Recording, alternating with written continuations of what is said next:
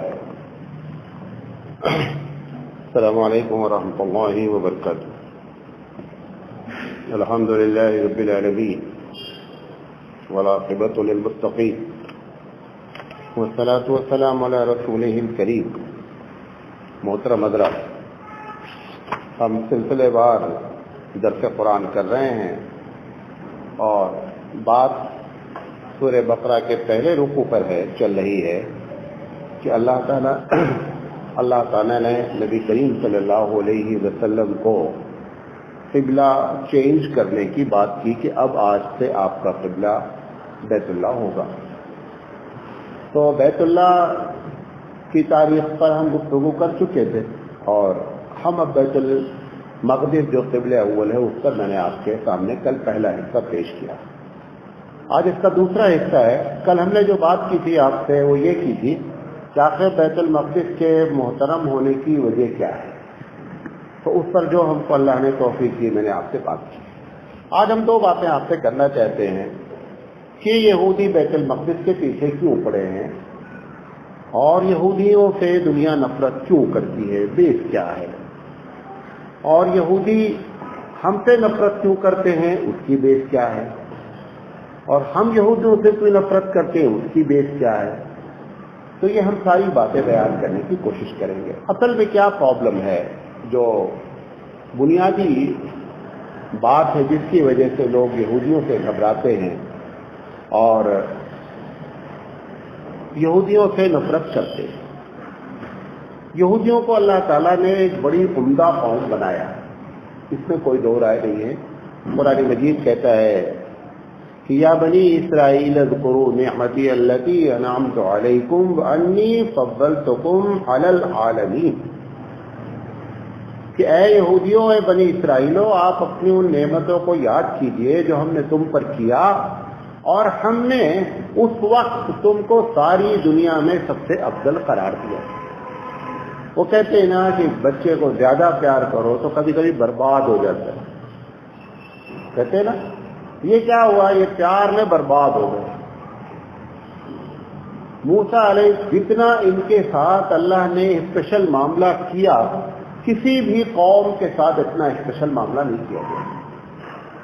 کیوں؟ کیونکہ اس وقت اس سے پہلے کی قوموں کے مقابلے میں یہ اچھے لوگ، نعمت جیسے جیسے ملتی گئی ویسے شکر اللہ کا ادا کرنے کے بجائے بربادی اور بربادی در بربادی کرنے لگے۔ تو ایک بات تو ان کی یہ کہانی ہے جس کو قرآن مجید نے ایک طرف یہ بھی ذکر کیا کہ میں نے تم کو سارے جہاں پر فضیلت بخشی، اور دوسری طرف یہ بھی بتایا کہ تم نے یہ برائیاں تمہارے اندر آئی۔ آپ اندازہ کریں کہ حضرت موسیٰ علیہ السلام اولو العزم پیغمبر ہیں، 5 بڑے رسولوں میں ان کا ایک نام ہے، وہ ابھی موجود ہیں اور ان لوگوں نے بچڑے کی پوجا ان کی موجودگی میں شروع کیا، جس کو یہودی بھی مانتے ہیں، توریت میں بھی لکھا ہے اور ہمارے قرآن کریم میں بھی لکھا ہوا ہے۔ تو یہ ایک سلیکٹڈ لوگ تھے، اس کی وجہ سے ان کے بنیادی طور پہ کچھ نظریات قائم ہوئے۔ نمبر 1، اسرائیل بائی برتھ ہوتا ہے۔ کوئی بھی اسرائیل بننا چاہے، کوئی بھی یہودی بننا چاہے، آپ بولیں کہ میں آپ کے دھرم کو قبول کرنا چاہتا ہوں، وہ کہتے ہیں ہمارے پاس کوئی سیٹ خالی نہیں۔ یہی وجہ ہے کہ وہ تحریکیں جو اپنے آپ کو کہتی ہیں کہ ہم دنیا کے سب سے محترم ہیں، وہ کبھی بھی اپنے مذہب کی تبلیغ نہیں کرتے۔ آپ کو ہزاروں کرسچن مشنریز دنیا میں نظر آئیں گی، لیکن ایک بھی یہودی کرسچن مشنری نہیں ہے کہ جو یہ چیلنج کرے یا تبلیغ کرے کہ آپ یہودی بن جائیے، یہودی ایک اچھا مذہب ہے۔ کیوں؟ ان کا کہنا ہے کہ تم سب کچرا ہو، وی آر چوزن پیپل، ہم کو اللہ نے اختیار کیا ہے، لہذا آپ بننا بھی چاہیں تو آپ یہودی نہیں بن سکتے۔ جیسے ہندو میں بھی دنیا، آپ کو معلوم ہے ہندوستان میں برہمن زیادہ سے زیادہ 3.5%، پوری جتنی برادریاں نیچے کی ہیں سب برہمن سے نفرت کرتے ہیں۔ وجہ کیا ہے؟ ان کا بھی یہی دعویٰ ہے کہ وی آر چوزن پیپل، ہم کو اللہ نے اختیار کیا ہے، ہم دنیا کے سب سے اچھی قوم ہیں۔ یہ وہ پہلا نظریہ ہے جو یہودیوں کا ہے۔ نمبر 2، دوسرا نظریہ یہ ہے کہ اس دنیا میں ہم آئے ہیں کہ دنیا ہماری خدمت کرے اور ہماری سیوا ہونی چاہیے۔ سب آپ لوگ جتنے لوگ پیدا ہوئے ہیں سب اس لیے پیدا ہوئے ہیں کہ یہودی کی خدمت کی جائے، یہ ان کا دوسرا نظریہ ہے۔ تیسرا نظریہ یہ ہے کہ ہم ہی قیامت میں صرف اور صرف جنت پہ جائیں گے، اگر ہم سے چھوٹی موٹی غلطیاں ہوئی بھی ہیں تو چند دن کے لیے ہم کو جو ہے جہنم میں ڈالا جائے گا، اس کے بعد ہم ہی آخرت میں کامیاب قوم ہیں۔ نمبر 4، ہمارے بعد کوئی بھی نبوت کا دعویٰ کرتا ہے وہ جھوٹا ہے، چاہے وہ عیسیٰ علیہ السلام ہو یا کوئی اور نبی ہو، کسی بھی نبی کو ماننے کے لیے تیار نہیں ہیں۔ یہ ان کی بنیادی وجہ سے، اب جب یہ بنیادی وجہ ہوئی تو دنیا نے نفرت شروع کی۔ اور سنیے گا، یہ لنک سمجھنا ضروری ہے۔ یقینی بات ہے جب میں کسی سے کہوں کہ آپ تم سب پیدا ہوئے ہو تاکہ میرا ہاتھ پیر دباؤ، میری سیوا کرو، تو آپ کو اندر سے مجھ سے محبت نہیں پیدا ہو سکتی۔ ہم ایسا کیریکٹر پیش کریں کہ لوگ مجھ سے کہیں کہ مولانا میں آپ کی خدمت کرنا چاہتا ہوں، تب تو بڑی اچھی بات ہے۔ لیکن میں لوگوں سے ڈیمانڈ کروں کہ آپ میری سیوا کریں کیونکہ میں اس لائق ہوں کہ میری سیوا کی جائے، میری خدمت کی جائے، اس نظریے کو کوئی بھی عام کرے گا تو دنیا اس سے نفرت کرے گی۔ جب دنیا نے نفرت کرنا شروع کیا تو انہوں نے اپنے اس ایجنڈے کو کامیاب بنانے کے لیے خفیہ تنظیمیں، خفیہ پالیسیاں بنانا شروع کیا۔ جس ملک میں رہے انہوں نے کیا کیا؟ خفیہ کام کرنا شروع کیا۔ ویسے بھی کہیں بھی خفیہ کا آپ ایک پروگرام صرف تسبیح پڑھنے کا کریں لیکن گورنمنٹ کی نگاہ میں یہ ہو کہ ہم اپنے گھر کے کمرے میں چھپ کر کریں گے، تو آپ کے اوپر شک کی نگاہ اپنے آپ گھومنا شروع ہو جائے گی کہ اگر آپ غلط نہیں ہے تو آپ میدان میں کیجیے، آپ گھر کے کمرے میں چھپ کر یہ پروگرام کیوں کرنا چاہتے ہیں؟ انہوں نے اپنے اس نظریے کے لیے گھر میں چھپ چھپ کر کے تنظیمیں بنانا، پروگرام کرنا، لہذا ان کے ساتھ دنیا والوں کی نفرت کی بنیاد پر ہوئی۔ اب جب نفرت ہوئی تو سب سے پہلے ڈنڈا ان کو جو لگا وہ بخت نصر کا لگا۔ 586 سال پہلے عیسیٰ علیہ السلام کی پیدائش۔ اس وقت یہ بات نوٹ کریں، یہ بہت کم اسکالر یہ بات کہتے ہیں، اس بات کو آپ نوٹ کریں، لوگ سمجھتے ہیں کہ جب بخت نصر نے شام پر حملہ کیا تو یہودیوں کی حکومت یہاں قائم تھی، یہودی آباد تھے، حکومت نہیں تھی ان کی۔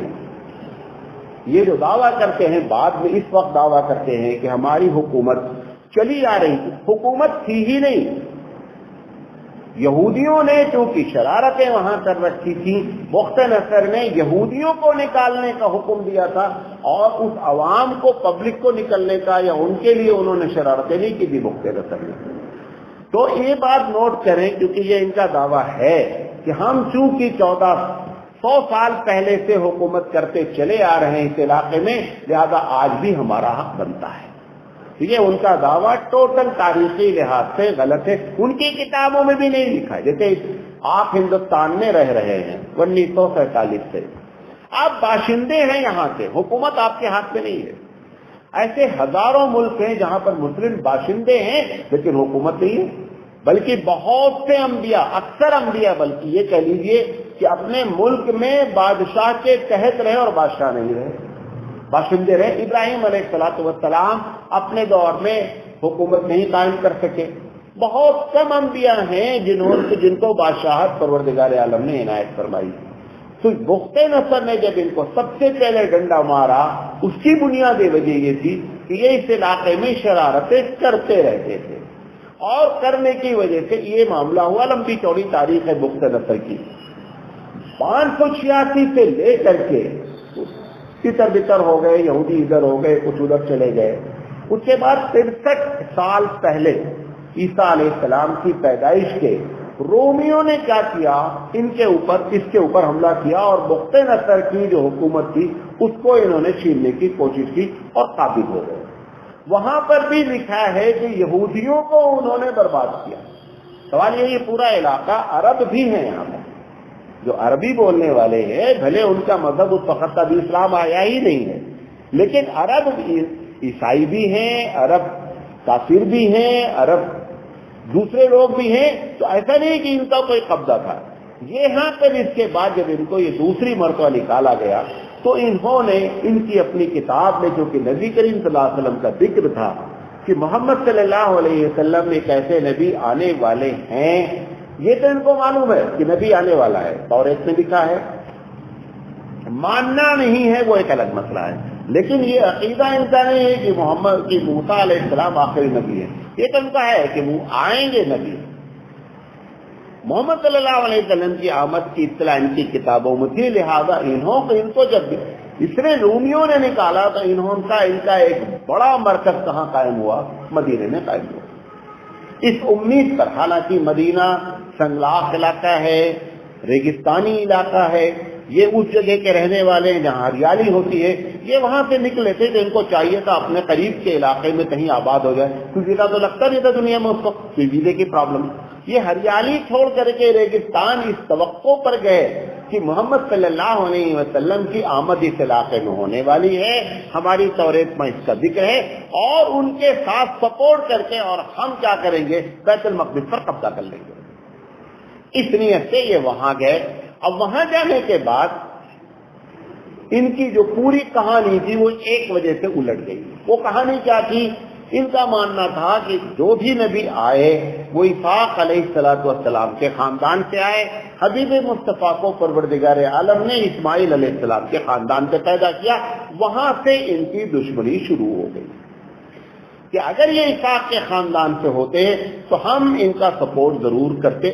لمبی چوڑی وہ تاریخ ہے، میں نے جب یہودیوں کی تاریخ آپ کے سامنے پیش کی تو ساری باتیں تفصیل سے کی۔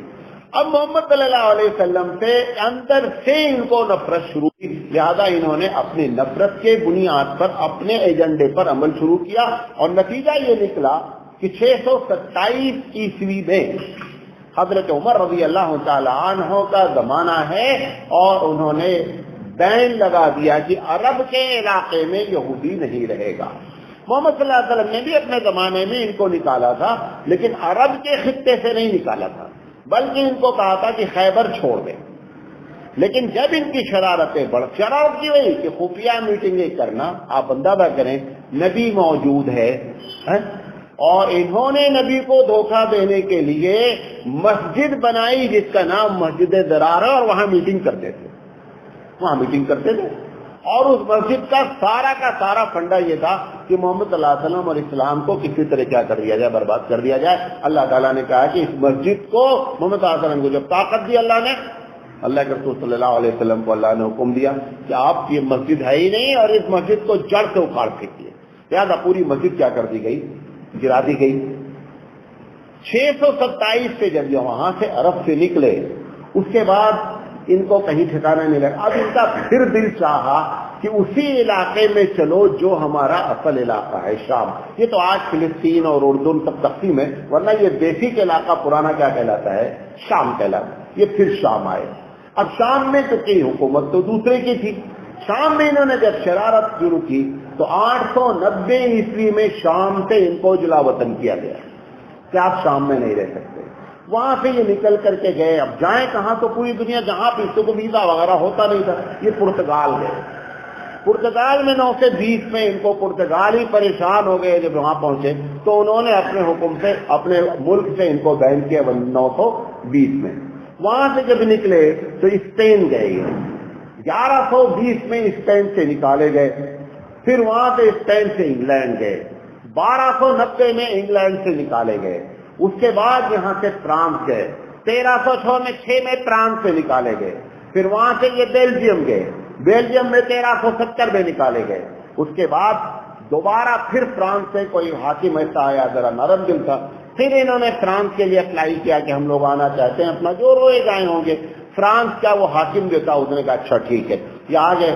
آنے کے بعد اپنی شرارت تو مجبور ہو کر کے 1394 میں فرانس نے دوبارہ پھر نکالا، وہاں سے نکل کر ہالینڈ گئے، ہالینڈ سے 1442 میں نکالے گئے، وہاں سے نکل کر روس آئے، روس سے 1510 میں نکالے گئے، اور وہاں سے اٹلی آئے اور اٹلی سے 1540 میں نکالے گئے، اور پھر وہاں سے جرمنی آئے اور جرمنی سے 1551 میں نکالے گئے، اور پھر 1551 میں ترکی نے ان کو پناہ دیا۔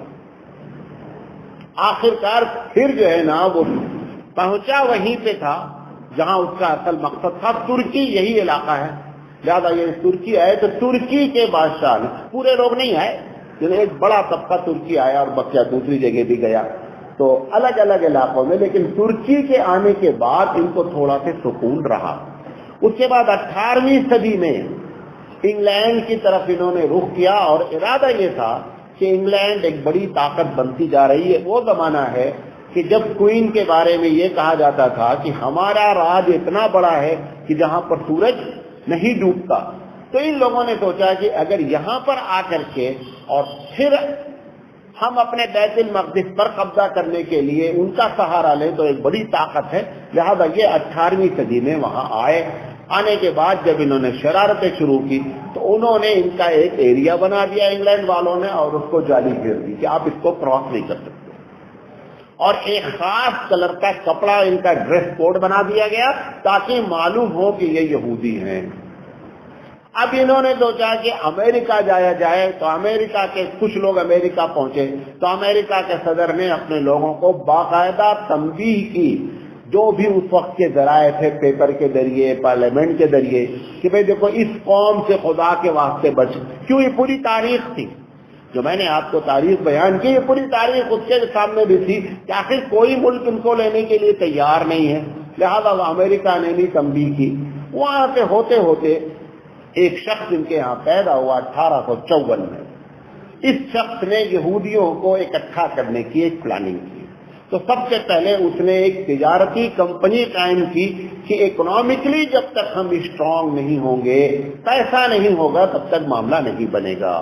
یہ بات ہے 1854 کی، گویا 1854 ان کے لیے بہت ہی متبرک سال رہا کہ جب یہ بندے نے ایک باقاعدہ کمپنی بنائی۔ اس کے بعد 1876 میں ایک سوسائٹی قائم کی گئی، اور 1896 میں انہوں نے ایک میگزین نکالنا شروع کیا۔ اس میگزین کے ذریعے اپنے نظریے کو انہوں نے یہودیوں میں عام کرنا شروع کیا کہ ہمارا اصل ہوم لینڈ کون ہے، وہ یروشلم ہے، جہاں پر کی مسجد اقصی قائم ہے۔ یہ اسی کا پرچار جو ہے، جیسے شیعہ ہوتے نا، شیعہ کا پورا مذہب آخر میں جا کر کے اگر آپ بات کریں، کبھی بھی ان کا مقدم نہ روزے پہ بات کرتا، نہ نماز پہ، نہ حج پہ، کچھ ایک ہی ٹاپک ہے، کون؟ حضرت حسین۔ بس ایسا لگتا ہے کہ اسلام میں اس کے علاوہ کوئی چیز ہی نہیں ہے، کبھی بھی کوئی ان کی تقریر ایسی نہیں ہوتی، بس جو ہوتی ویسے ہوتی ہے۔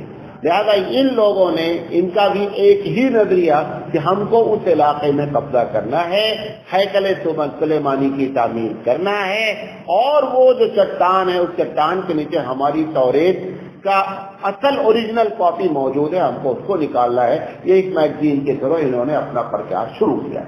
1857 میں 1897 میں سوئٹزرلینڈ میں انہوں نے ایک میٹنگ کی۔ یہ ان کی میٹنگ بڑی کامیاب رہی، بہت زبردست سیمینار ہوا، اور اس سیمینار میں انہوں نے فلسطین جانے کا لوگوں کو اشارہ کیا کہ دھیرے دھیرے تھوڑے تھوڑے لوگ فلسطین پہنچنا شروع کرو۔ اس کے بعد انہوں نے سوچا اس علاقے میں جو قبضہ تھا وہ ترکیوں کا تھا۔ ترکی میں جو سلطان عبد الحمید تھے، تو ایک ڈاکٹر ہے جو اس کا ایڈیٹر بھی تھا اس میگزین کا، ڈاکٹر ہرزل، بڑا مشہور آدمی ہے یہ۔ ڈاکٹر ہرزل نے سوچا کہ اگر سلطان عبد الحمید کو قبضہ کر لیا جائے اور یہ اجازت دے دی جائے کہ ہم کو فلسطین میں رہنے دیا جائے تو معاملہ حل ہو سکتا ہے۔ سلطان عبد الحمید اس وقت تھوڑا سا ان کے ملک پر قرضہ تھا، تو اس نے ان کو ایک افندی نام کا آدمی تھا، اس کے ذریعے ایک انہوں نے میسج بھیجا کہ تمہارا جتنا قرضہ ہے ہم سب ادا کرنے کے لیے تیار ہیں، آپ صرف اتنی پرمیشن دیجئے کہ فلسطین میں ہم رہ سکیں۔ سلطان عبد الحمید نے کہا کہ یہودی اگر اپنی پوری دولت بھی ہم کو لٹا دے تو میں فلسطین کا 1 انچ بھی دینے والا نہیں ہوں۔ جب یہ جواب وہاں سے گیا ہے بندی لے کر کے، تو یہ خاموش نہیں بیٹھا، نہ مایوس ہوا۔ اس نے کیا کیا کہ سلطان عبد الحمید کا ایک بہت خاص دوست تھا، جرمن کا آدمی، اس جرمن کے آدمی کے ذریعے اس نے دوبارہ جو ہے، ولیم اس کا نام تھا، اس کے ذریعے انہوں نے دوبارہ پیغام بھیجا۔ جب یہ عبد الحمید کے پاس چونکہ بڑی دوستی تھی تو باتوں باتوں میں آئے، بات ہوئی رہے 2-4 دن۔ اس کے بعد چونکہ وہ اس کو انہوں نے خرید لیا تھا ولیم کو، تو ولیم نے آ کر کے عبد الحمید سلطان سے کہا۔ عبد الحمید سلطان نے کہا کہ دیکھیں آپ ہمارے دوست ہیں اپنی جگہ، لیکن یہ سودا کبھی نہیں ہو سکتا۔ اچھا، اس نے سوچا کہ اب دوبارہ مجھے کہنا اچھا نہیں ہے۔ اس نے اس وقت جو ڈاکٹر خلدل تھا، اس نے سلطان حمید کو لکھا کہ یہ جو تم نے انکار کیا ہے، یہ سودا تم کو مہنگا پڑے گا۔ اب اس کے بعد جو نیا ڈرامہ اس ڈاکٹر نے رچا، آپ حیرت کریں گے، مسلمان ایسی جگہ سے دھوکہ کھاتے ہیں کہ آپ پریشان ہو جائیں گے۔ اس نے کیا کیا کہ عبد الحمید کے بارے میں سوچا کہ اگر عبد الحمید کا تختہ پلٹ جائے تو معاملہ بن جائے گا۔ اب عبد الحمید کا تختہ پلٹنے کے لیے اس نے کیا کیا، ترکوں کو اور عربوں کو 2 حصے میں تقسیم کر دیا۔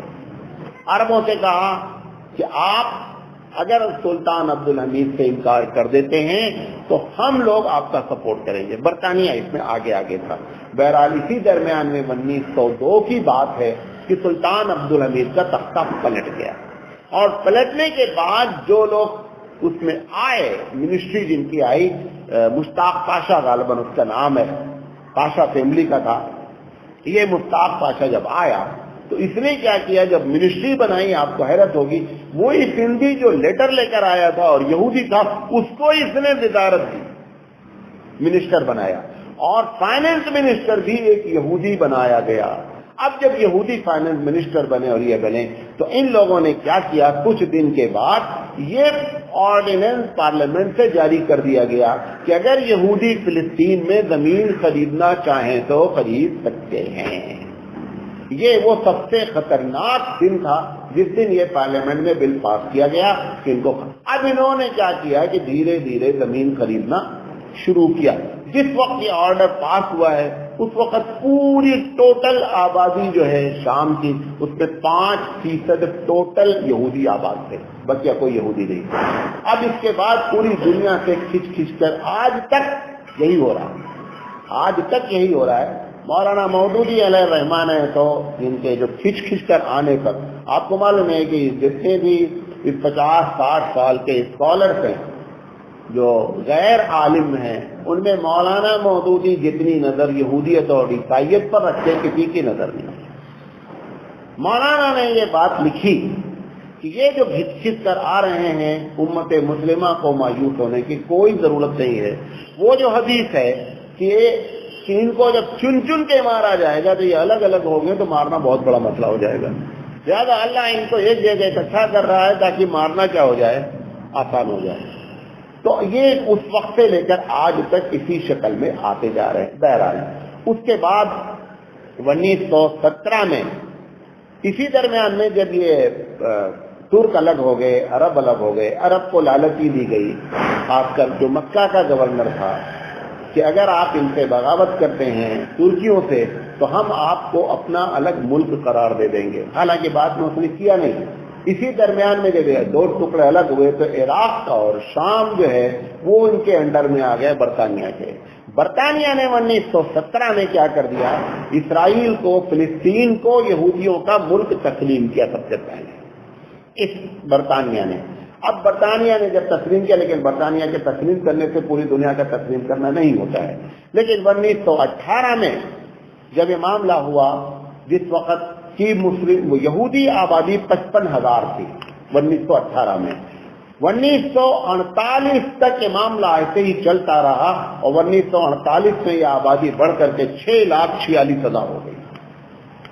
جب 6,46,000 اس علاقے میں آبادی ہو گئی، اقوام متحدہ نے 1948 میں کیا کر دیا، فلسطین کو ایک علاقہ مان لیا اور فلسطین کی زمین کا 55% حصہ یہودیوں کو دے دیا اور 45% حصہ مسلمانوں کو، عربوں کو دیا، جبکہ عربوں کی آبادی اس وقت بھی زیادہ تھی، لیکن اس کے باوجود زمین کم دی گئی، آبادی ان کی زیادہ تھی۔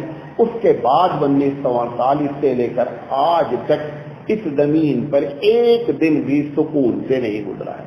کتنے لوگ مارے گئے ہیں، کتنا خون خرابہ ہوا ہے، اس کا کوئی اندازہ نہیں ہے، لیکن اس کے باوجود بھی مسلمان قوم اپنے ماری جا رہی ہے، سامنے توپ چلتی ہے، گن چلتی ہے، ان کے پاس گلیل ہے بیچاروں کے پاس اور پتھر، لیکن آج تک اس پر سرنڈر نہیں ہوئے کہ ہم اس کو تسلیم کر لیں گے۔ یہ ایک بات آپ کو بتانا چاہتے تھے کہ ان کا جو اصل مقصد وہ مسجد اقصی پر قبضہ کرنا ہے۔ دوسری بات، آخری بات کہہ کر، اس وقت مسجد اقصی کی پوزیشن کیا ہے؟ آپ کے علم میں آنا چاہیے، ایک کیس ہوا تھا 1993 میں، اسرائیل کے سپریم کورٹ میں کیس گیا تھا۔ اسرائیل کی سپریم کورٹ نے آرڈیننس جو جاری کیا 1993 میں، اس میں اس نے یہ بات کہی کہ جس طریقے سے اسرائیل کا جتنا علاقہ ہے اس کے اندر مسجد اقصی بھی آتی ہے، لہذا مسجد اقصی کی زمین کا مالک بھی اسرائیل ہے۔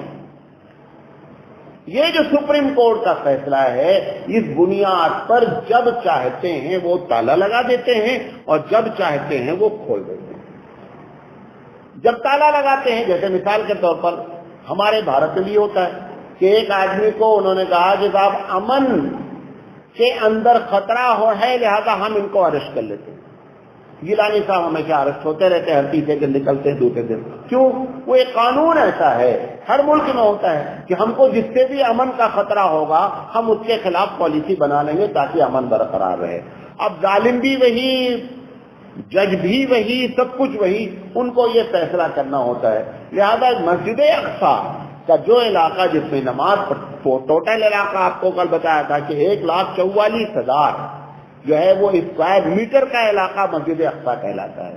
اب اس میں انہوں نے کئی مرتبہ آمدنی کی، پورے علاقے میں اس جگہ پر آمدنی کرتے ہیں جہاں پر ان کو یہ ہے کہ ہم کو قبضہ کرنا ہے، وہ ہے وہ چٹان۔ لہذا حالات اس وقت یہ ہیں کہ یہ نماز پڑھنے جاتے ہیں، جمعہ میں نماز ہوتی ہے، مسلمان نماز پڑھتے ہیں، لیکن دوسرے بھی اگر جانا چاہیں تو کوئی منع نہیں کر سکتے، حتیٰ کہ اتنا تو ابھی نہیں ہوا ہے جہاں پر نماز پڑھی جاتی اس کے علاوہ جو پورا حرم کا علاقہ ہے، یہودی جوتوں سے سمیت جاتے ہیں، اپنے کتے لے کر کے جاتے ہیں، کتا ساتھ میں ٹہلتا رہتا ہے، یہ ساری کیفیت مسجد اقصی کے۔ تو مسجد اقصی جب آپ کہیں تو آپ کے دماغ میں صرف وہ گول گنبد آتا ہے۔ ہم مسجد اقصی کہنے کا مطلب یہ ہے کہ وہ پورا علاقہ مسجد اقصی کہلاتا ہے جو 1,44,000 مربع میٹر میں کہلاتا ہے۔ حالانکہ شروع میں یہ بات کہی گئی تھی کہ اس علاقے کو کیا کر دیا جائے، مسلمانوں کے قبضے میں دے دیا جائے، اور بقیہ اسرائیل کا جتنا علاقہ ہے وہ ڈسپیوٹ چل رہا ہے وہ الگ ہے، لیکن اس پر بات 1993 کے فیصلے نے سب کچھ ختم کر دیا۔ اب یہ بھی کس کے قبضے میں ہے؟ ان کے قبضے میں ہے۔ اوقاف کو اجازت دی گئی ہے کہ اوقاف جو ہے وہ چاہے تو اس کی دیکھ بھال کرے، مسجد کی مرمت ہے، جو کچھ بھی کرنا ہے وہ کرتے رہتے ہیں۔ مفلوج اوقاف ہے، جیسے ہندوستان کا بھی اوقاف مفلوج ہے۔ آپ کو معلوم ہے اربوں خربوں روپے کی جائیداد ایک ایک اسٹیٹ میں اوقاف کی ہے، اوقاف کچھ کر نہیں پاتا، پاور کچھ بھی نہیں اس کے پاس۔ اسی ہبلی شہر میں بے شمار اوقاف کی زمینیں ہیں جس پر لوگوں کا قبضہ ہے، اور اوقاف کے پاس طاقت نہیں ہے، حالانکہ اوقاف ایک ڈپارٹمنٹ کس کا ڈپارٹمنٹ ہے؟ سرکاری ڈپارٹمنٹ۔ ابھی کارپوریشن چاہتی ہے، آپ دیکھیں ابھی میں گیا تھا ایک شہر یہاں کوپل، بہت سے شہروں میں روڈ بننا ہوتی ہے، انہوں نے نوٹس دے دیا، اور اگر وہ گورنمنٹ زمین پر بنی ہوئی ہے گرانے کا پیسہ بھی گورنمنٹ چارج کرتی، معلوم آپ کو؟ پہلے تو نوٹس دے دیا آپ گرا لیجیے، اگر آپ نے نہیں گرایا اور ان کے بلڈوزر نے گرایا تو گرانے کا بھی بلڈوزر کا جو گھنٹے کا چارج ہے وہ آپ کو اپنی زمین پر قبضہ ناجائز کیا ہے، لہذا وہ خرچہ دینا پڑتا ہے۔ تو گورنمنٹ اوقاف مفلوج ڈپارٹمنٹ، ایسے ہی وہاں پر بھی اوقاف مفلوج ڈپارٹمنٹ ہے۔ اس کو اختیار، اگر وہ کہتی ہے کہ مجھے مسجد کے اندر کچھ مرمت کرانی ہے تو اس کو اختیار نہیں ہے، جب تک کورٹ سے وہ لا کر کے پرمیشن نہیں لے گی وہ کلر تک نہیں کرا سکتی۔ اس حالت میں اس وقت مسجد اقصیٰ ہے. مسجد اقصیٰ صلاح الدین ایوبی کا انتظار کر رہی ہے. کوئی صلاح الدین ایوبی پیدا ہو تو اس کے بعد مسئلے کا حل ہوگا. دعائیں بہت لوگ کرتے ہیں، بے شمار دعائیں ہوتی ہیں، 50 1967 سے دعائیں ہو رہی ہیں، بیت اللہ کا غلاف پکڑ کے دعائیں ہو رہی ہیں. تھوڑے سے یہودی پوری دنیا کو اپنے چنگل میں لیے ہوئے ہیں، کسی کی دعا قبول نہیں ہو رہی ہے. وجہ کیا ہے؟ وجہ علامہ اقبال کا شعر ہے کہ محمد سے وفا تو نے تو ہم تیرے ہیں، یہ جہاں چیز ہے کیا لوہو قلم تیرے. یا پھر عرفات بیچ میں رہا، 50 سال تک ڈرامہ کھیلتا رہا، مسلمانوں کو بیوقوف بناتا رہا، ڈرامہ کرتا رہا، سر کے اوپر ایک چڑیا بیٹھایا رہتا تھا، ہمیشہ دیکھا اس کی فوٹو. پوری زندگی اس نے مسلمانوں کے ساتھ ایسے دھوکہ دے کر کے پورا کام خراب کیا. اب اس کے بعد انتفاضہ کی شکل ہے، واللہ عالم حالات کیسے ہیں، کیونکہ ہم کو بھی معلوم وہی ہوتا ہے جو ان کی میڈیا بتاتی ہے. کیوں مسلمانوں کے پاس ابھی ٹی وی ہی جائز نہیں ہے، میڈیا کو تو ایک بہت بڑا مسئلہ ہے. لہٰذا ان کی میڈیا اگر سچ بولے تو بھی آپ یس کہیں گے، جھوٹ بولے تو بھی یس کہیں گے. آپ کے پاس نہ میڈیا ہے، پوری دنیا کی 67% میڈیا 67% میڈیا انڈر جیوس ہے، جیوس کے انڈر میں. جتنی ملٹی نیشنل کمپنیاں ہیں، یہ آپ کی جتنی بھی ہیں، آپ کے سافٹ ڈرنک سے لے کر کے نیچے تک، اس میں تقریباً 72% یہودی اس کے مالک ہیں. آپ ایک پیپسی بھی پیتے ہیں تو یہودی کو فائدہ جاتا ہے، ایسا نہیں ہے. لہذا مسلمان کو چاہیے رسول اکرم سے وفاداری کریں. ابھی دیکھا واٹس ایپ سے ایک صاحب نے SMS بھیجا، ہبلی کے کوئی عالم ہے، پڑھ رہے ہیں کہیں، وہ کہہ رہے ہیں میں چیلنج کرتا ہوں کہ اہل حدیث کا کوئی بھی عمل جو ہے وہ ایسا نہیں ہے جس میں وہ تقلید نہ کرتے ہوں. مجھے بھیجا تو میں نے ان کو فون کر کے پوچھا کہ بابو ہم کو کیوں بھیجا ہے؟ طالب علم ہے. اب دیکھیے کیوں یہ پڑھایا جا رہا ہے وہاں. یہ جو مدارس ہیں یہ سب سے پہلے صحیح رول ادا کرنا چاہیے مدارس. یہ جو ہم نے چکر چلا رکھا ہے، ہم کو اپنے اکابرین کو یاد کرنا چاہیے. شیخ الہند رحمۃ اللہ علیہ آپ کو معلوم ہے کہ آزادی کے ہیرو ہیں. شیخ الہند رحمۃ اللہ علیہ نے اپنے آخری دور میں کہا تھا کہ میں نے پوری زندگی مسلک کو صحیح ثابت کرنے میں لگایا، حالانکہ قیامت میں اللہ تعالیٰ مجھ سے ہی نہیں پوچھے گا، مجھ سے جو پوچھا جائے گا وہ پوچھا جائے گا یہ جو میں نے کتاب نازل کی تھی اس کا تم نے معاملہ کس طریقے سے کیا. یہ آج ہماری اتنے حالات خراب ہونے کے باوجود بھی ہماری حالت کس طریقے سے، وہ چیز ہمارے پاس ایشو ہے جو ایشو ہی نہیں شریعت میں، اور جو شریعت میں ایشو ہے اس کا ہم کو پتہ ہی نہیں. دونوں کیفیت ہے. یہ کیفیت مسلمانوں کو بدلنا ہوگی، ورنہ ایسے ہی حالات پوری دنیا کے خراب سے خراب تر ہوتے جائیں گے. ہو سکتا ہے کہ کچھ لوگ انفرادی طور پر مزے کر رہے ہوں. عراق میں بھی لوگ یہی سمجھتے تھے، عراق کے پیسے کی ویلو کویت کے دینار کے بعد سیکنڈ نمبر پہ تھی. وہ بھی یہی سمجھتے تھے کہ ہم بہت عیش میں، ہمارا پیسہ بہت ویلو ہے. جب حالات خراب ہوئے نا تو چوراہے پہ آ گئے بڑے بڑے کروڑ پتی. جو 4 تکیا لگا کے سوتے تھے وہ اینٹا لگا کے سونا پڑا. حالات ایسے خراب ہوتے ہیں. اس سے پہلے ابھی بھی وقت ہے کہ مسلمان، مسئلے کا حل کیا ہے؟ دعوت. آپ کو بتائیں مسئلے کا حل دعوت ہے. آپ دعوت سے جڑیں اور دعوت کے ہر پہلو پر نظر رکھیں. سامنے کتنا بھی ہو جائے، کتنی بھی دنیا مخالف ہے، کتنا بھی ہندوستان میں آپ سمجھتے ہیں حالات اچھے نہیں ہیں، جب آپ بہت مایوس ہوتے ہیں تو پروردگار عالم آپ کو گلوکوز چڑھا دیتا ہے. ابھی بہار کے الیکشن سے پہلے تک مسلمانوں کا مورال کا ڈگری ایک دم ڈاؤن تھا. حالات اتنے اندر سے خراب تھے. جو لوگ سمجھنے والے ہیں وہ سمجھ رہے تھے کہ اگر کہیں بی جے پی جیت جائے گی تو کیا بنے گا. اللہ نے ایسے موقع پر بھی آپ کی مدد کی کہ آپ کا مورال ہائی رہے. آپ مایوسی کی غار میں جانے کے بجائے دعوت کے کام میں لگے. دعوت سب کو دیں اور اچھے انداز میں دیں. ناممکن ہے کہ ان کے دل آپ کے لیے نہیں پگھل جائیں. لیکن بابو دعوت کب دو گے؟ پہلے خود اپنے آپ کو سنبھال لو. جس چیز کی دعوت دے رہے ہو وہ مطلوب ہی نہیں ہے. اللہ کی جانب سے اس کی ڈیمانڈ ہی نہیں ہے. بقول شیخ الہند رحمۃ اللہ علیہ کے کہ اگر امام شافعی کا مسلک غلط بھی ہے تو بھی مجتہد ہے تو بھی ایک ثواب ملنا ہے. مجتہد کو کبھی بھی گناہ ہوتا ہی نہیں ہے. غلطی کرتا ہے تو حدیث میں آتا ہے، حدیث مصطفیٰ فرماتے ہیں کہ غلطی کرتا ہے تو بھی ثواب ملتا ہے. جس کے پیچھے آپ لگیں، جن کو ایشو بنائے ہوئے، ایشو ہی نہیں ہے. ایشو اس وقت رسول اکرم صلی اللہ علیہ وسلم کی وفاداری ہے اور اس کو اپنی دعوت کے ذریعے شمار پیش کرے دنیا کے سامنے. انشاءاللہ حالات بہت آسانی سے، ٹائم لگے گا، بگڑنے میں بھی ٹائم لگا ہے. ایسا نہیں ہے کہ کھٹ سے بگڑا ہے. 1979 کو یاد کریں کہ جس وقت بی جے پی کی صرف 2 سیٹ ہوا کرتی تھی، حالات ایسے نہیں بگڑے. بگڑ کے اللہ نے بڑا موقع آپ کو دیا. 700 کچھ سال تک آپ دلی پر حاکم رہے، ایسا نہیں ہے. لیکن چونکہ دعوت سے ہم نے انحراف کیا ہے، یہ دعوت سے انحراف کی سزا ہے اور دعوت مسئلے کا حل ہے. اخلاق کے ساتھ دعوت دی جائے، انشاءاللہ حالات بدل سکتے ہیں. زیادہ زیادہ ایک نسل بس بھی گزرے گی اور حالات چینج ہو سکتے ہیں. ہر آدمی اپنی جگہ جہاں پر رہے، اس چھوٹے موٹے جو اختلاف فضائل کے ہیں ان کو چھوڑ دیں اور چھوڑ کر کے اصل دین کی خدمت، دین کی تبلیغ میں لگ جائیں. مسلک کا چکر چھوڑ دیں، مسئلے کا حل ہو جائے. اللہ تعالیٰ سے دعا ہے کہ اللہ تعالیٰ کہنے سے زیادہ عمل کرنے کی توفیق عطا فرمائے. وآخر دعوانا ان الحمد للہ رب العالمین.